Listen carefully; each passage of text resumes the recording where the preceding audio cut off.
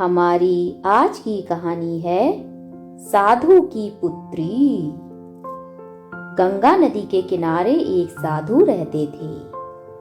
वह न केवल विद्वान थे बल्कि उनके पास जादुई शक्तियां भी थीं। एक दिन वे ध्यान में मगन थे। तभी बाज की चोंच में एक चूहिया छूटकर उनके हाथों में आ गिरी। उसकी छोटी सी पूंछ व काली चमकीली आंखें थीं। उन्हें वह बहुत अच्छी लगी और घर ले जाने से पहले उन्होंने जादुई मंत्रों के प्रयोग से उसे एक लड़की में बदल दिया। वे उस लड़की को घर ले जाकर पत्नी से बोले, तुम हमेशा से संतान चाहती थी ना, तो लो, आज से यही हमारी पुत्री है। इसे पूरे देखभाल व स्नेह से पालो। साधु की पत्नी भी अपनी पुत्री को देख प्रसन्न हो उठी।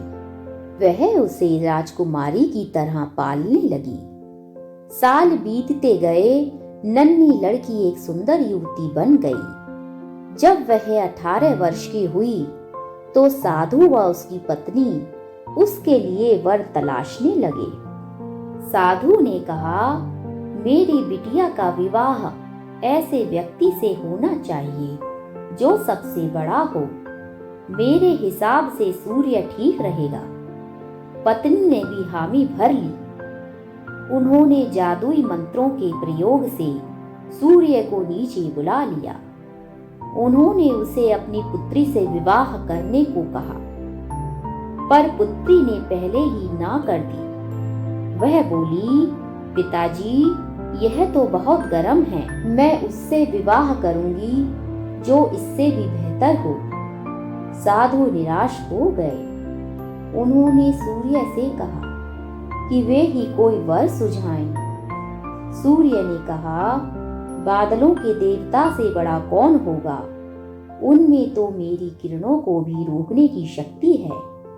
साधु ने बादलों को नीचे बुलाया और अपनी पुत्री से विवाह करने को कहा, पर इस बार फिर पुत्री ने मना कर दिया। वह बोली, यह तो कितना बदसूरत है, मैं इससे विवाह नहीं कर सकती। साधु ने बादल देवता से कहा कि वही कोई अच्छा वर सुझा दें। वे बोले, पवन देवता ठीक रहेंगे, वे तो मुझे भी अपनी फूंक से उड़ा देते हैं। साधु ने पवन देवता को बुलाकर अपनी पुत्री से विवाह करने को कहा। पुत्री ने फिर भी इनकार कर दिया। वह बोली, मैं इससे शादी नहीं करूंगी। ये तो कहीं टिकते नहीं, हमेशा यहाँ वहां भागते रहते हैं। साधु ने पवन देव से पूछा, क्या मेरी पुत्री के लिए ऐसा वर हो सकता है जो आपसे भी बेहतर हो?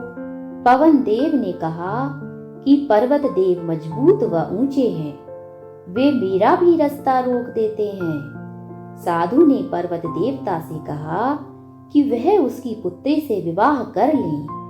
पुत्री ने फिर से मना कर दिया। वह बोली, ये तो बहुत लंबे, सख्त व कठोर हैं, मैं इनसे विवाह नहीं कर सकती। इनसे तो कोई बेहतर होना चाहिए।